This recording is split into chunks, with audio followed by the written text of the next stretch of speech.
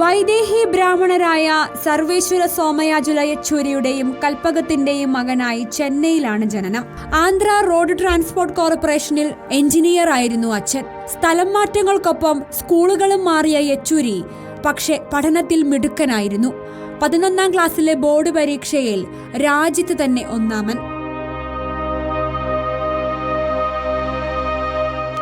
ഡൽഹിയിലെ പ്രശസ്തമായ Saint Stephen കോളേജിൽ BA ഓണേഴ്സ് പഠനം.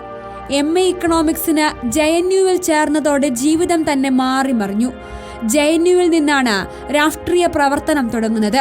പ്രകാശ് കാരാട്ടിനായി വോട്ട് പിടിക്കാനായിരുന്നു യെച്ചൂരിയുടെ ആദ്യ പ്രസംഗം. 1974 SFI അംഗമായി. അടിയന്തരാവസ്ഥയുടെ തീച്ചൂടിൽ സ്ഫുടം ചെയ്ത യെച്ചൂരിയിലെ രാഷ്ട്രീയ പ്രവർത്തകൻ വളർന്നു. സാമ്പത്തിക ശാസ്ത്രത്തിൽ ഗവേഷണം അറസ്റ്റിനെ തുടർന്ന് മുടങ്ങി.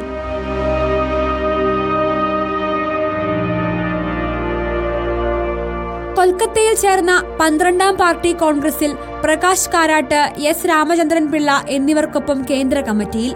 തിരുവനന്തപുരത്ത് ചേർന്ന 13ാം പാർട്ടി കോൺഗ്രസിൽ കേന്ദ്ര സെക്രട്ടേറിയറ്റിലും.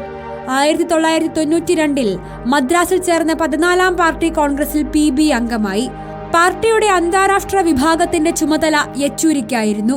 നേപ്പാളിൽ പ്രചണ്ഡയുടെ നേതൃത്വത്തിൽ മാവോയിസ്റ്റുകൾ ജനാധിപത്യത്തിലേക്ക് മടങ്ങിയതിന് പിന്നിലും സുപ്രധാന പങ്ക്. രാഷ്ട്രപതിയുടെ നന്ദി പ്രമേയത്തിന് ഭേദഗതി അവതരിപ്പിച്ച് ചരിത്രത്തിലിടം നേടി യെച്ചൂരി. മോദി സർക്കാരിനെതിരെയുള്ള പ്രതിപക്ഷത്തിന്റെ ഏകോപന പ്രവർത്തനങ്ങളുടെ മുന്നണിയിലുണ്ടായിരുന്നു. 2004 ഒന്നാം UPA സർക്കാരിന്റെ രൂപീകരണത്തിലും സുർജിത്തിനൊപ്പം പ്രധാന പങ്കുവഹിച്ചു.